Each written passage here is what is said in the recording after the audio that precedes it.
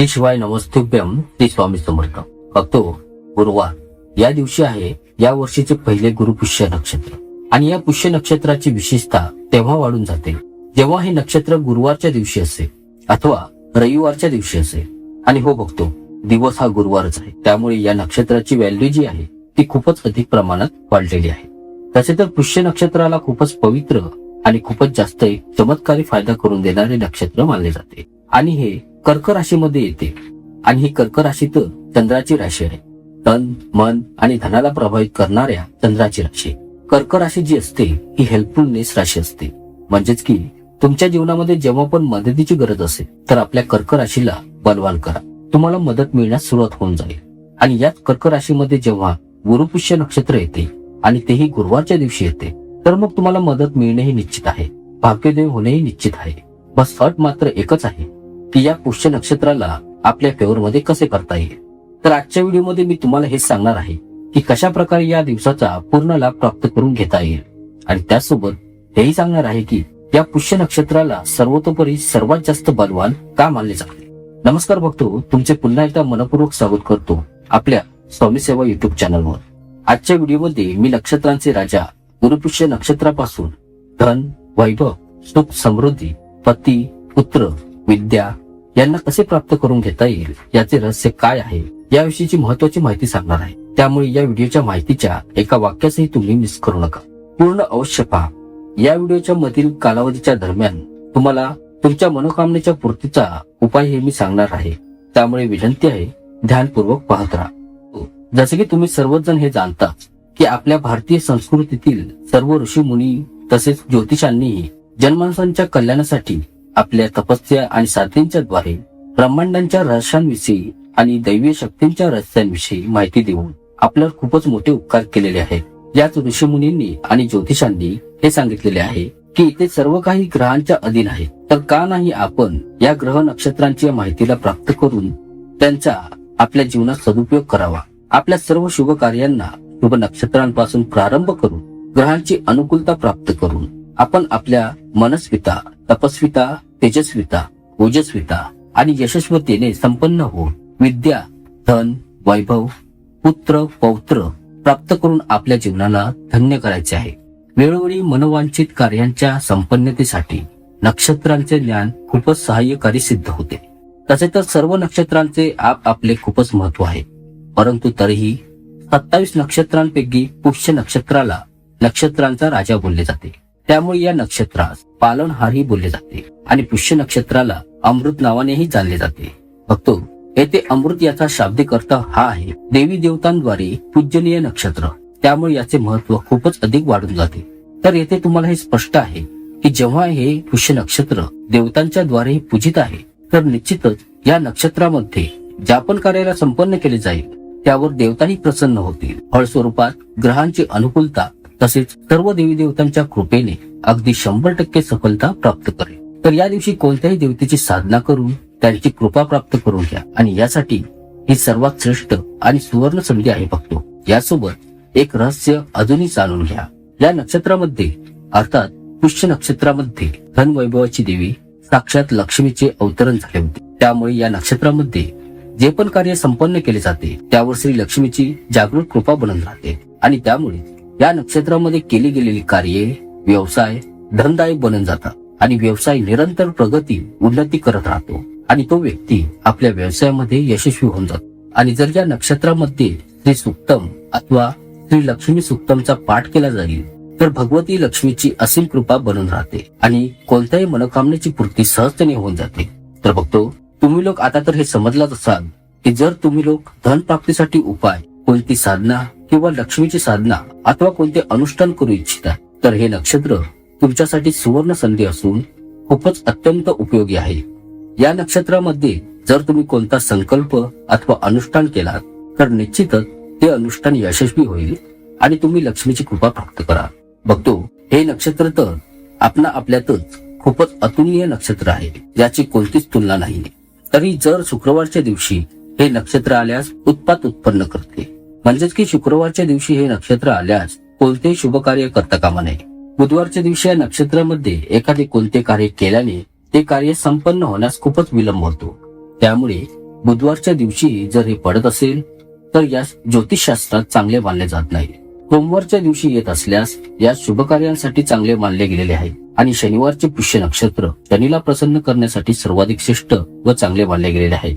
आणि याहूनही सर्वात अधिक चांगले गुरुवारच्या दिवशी पुष्य नक्षत्राचा योग जुळून आल्यास गुरुपुष्य सर्वार्थ अमृत सिद्ध योगाचा निर्माण होतो, जो आपल्या नावाच्याच अनुसार अमृत अर्थात कल्याणकारी आणि सिद्धका तात्पर्य या योगामध्ये जे पण कार्य संपन्न होईल ते 100% सफल होईल. तुम्हाला बस एवढेच ध्यानात ठेवायचे आहे की या नक्षत्रामध्ये लग्नविवाह करण्यास निर्बंध आहे. बाकी सर्व शुभ कार्य तुम्ही करू शकता. पण आता तुम्ही तर हे समजलाच असाल की आपल्या ऋषीमुनींनी आपल्या तपोबल व वर्षानुवर्षांच्या अनुसंधानाने या नक्षत्राच्या रहस्याला प्रकाशित करून आपल्या सर्वांवर किती मोठा परोपकार केलेला आहे. तर का नाही आपण सर्वांनी या योगाच्या जुळून येण्याच्या संधीचा सदुपयोग करून घेऊन आपल्या लक्षास आपल्या इच्छांची प्राप्ती करून घ्यावी. फक्त या व्हिडिओत पुढे मी काही अशा उपायांवरही चर्चा करणार आहे जे तुमच्यासाठी कल्याणकारी असतील. यापैकी जो उपाय तुमच्यासाठी उपयोगी राहील तो तुम्ही जरूर करा. परंतु तत्पूर्वी तुम्हाला पुन्हा एकदा निवेदन करतोय, जर तुम्ही कमेंट्स बॉक्समध्ये अजूनही आपल्या प्रिय इष्टदेवतेचे गोड नाव टाईप केले नसेल तर त्वरित टाईप करा. तुमच्या सर्व इच्छा पूर्ण होतील. गुरुपुष्य योगावेळी भुवन भास्कर सूर्यदेवतेस अर्घ्य प्रदान केल्याने यश, मान, प्रतिष्ठेमध्ये वृद्धी होते. जर तुम्ही सरकारी नोकरीसाठी प्रयत्न करत आहात तर या दिवसापासून भुवन भास्कर सूर्यदेवतेस अर्घ्य प्रदान करण्यास सुरुवात करा. निश्चित रूपात तुम्हाला सफलतेचे यश प्राप्त होईल. जर कोणाच्या लग्नविवाह योग जुळून येण्यास विलंब होत असेल किंवा मग काही अडचण येत असेल, विशेष करून मुलींना, तर या दिवसापासून अर्घ्य देण्याच्या जलामध्ये थोडीशी चिमूटभर हळद घालून सूर्यनारायणास प्राप्त काळी अर्घ्य देण्यास सुरुवात करा. आणि हे दर दिवशी करत राहा. अतिशीघ्रतेने विवाह जुळून येईल आणि श्रेष्ठ जीवनसाथीची प्राप्ती होईल. तर मुलीसाठी हा खूपच प्रभावशाली उपाय आहे, जो की विवाहामध्ये सफलता प्रदान करतो. जर कोणत्या छोट्या मुलाचा उपनयन संस्कार, मुंडन वगैरे करायचे असेल, विद्या आरंभ करायचा असेल तर गुरुपुष्य नक्षत्र सर्वश्रेष्ठ मुहूर्त असतो. या दिवशी अर्थात गुरुपुष्य नक्षत्रा दिवशी गायत्री मंत्राचा 1000 मंत्र जपाचे अनुष्ठान करून हवन करून घेतल्याने माता गायत्रीच्या सोबत साक्षात श्री लक्ष्मीचीही जागृत कृपा प्राप्त होते आणि तो व्यक्ती निरंतर धनवान बनत जातो. गुरुपुष्य नक्षत्रा दिवशी सत्यनारायण व्रत कथेला ऐकल्या मात्रने सर्व मनोकामनांची पूर्ती होते. या नक्षत्रामध्ये नारायणांचे उपवास व्रत करून या कथेला ध्यान देऊन ऐकून तुम्ही आपल्या मनोकामनांची पूर्ती करा. तर ही एक खूपच मोठी सुवर्ण संधी आहे. गुरुपुष्य नक्षत्राच्या दिवशी श्री सूक्तंच्या सूर्यपाठने हवन केल्याने भगवती लक्ष्मीची कृपा प्राप्त होते आणि तो व्यक्ती निरंतर धनवान बनू लागतो. गुरुपुष्य नक्षत्रावेळी गुरु, शनी आणि चंद्राचा प्रभाव प्रबळ असतो. तर अशामध्ये या दिवशी सोने, चांदी आणि लोखंडाची खरेदी करणे खूपच अधिक लाभकारी राहील. आता जर तुम्हाला सोन्याचा अथवा चांदीचा दागिना खरेदी करायचा असेल तर याच दिवशी करा. याने तुमच्या घरात धनाची बरकत होईल. जर तुम्ही कोणते वाहन, प्रॉपर्टी खरेदी करू इच्छिता तर यासाठीही हा खूपच अधिक चांगला मुहूर्त आहे.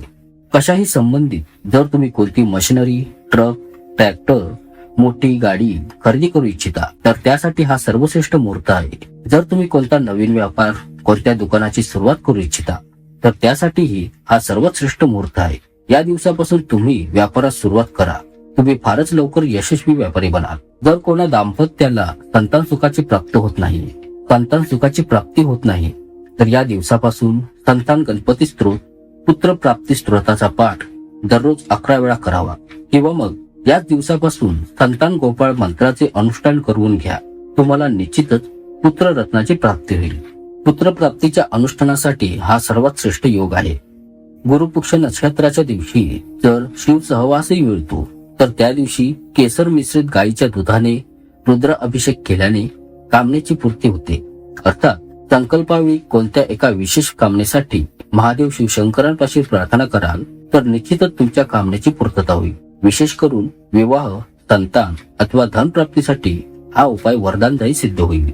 तसेच अजून एक महत्वाचे सांगू इच्छितोय, तुम्हाला गुरुपुष्य नक्षत्राच्या दिवशी आपल्या घराच्या आजूबाजूस जवळील भागात कोणतेही लक्ष्मीनारायणाचे मंदिर शोधायचे आहे आणि एक लाल गुलाबाचा हार घेऊन त्या हारास श्रीहरी विष्णू समोर पूर्ण दृढ श्रद्धा भावनेने अर्पण करून या.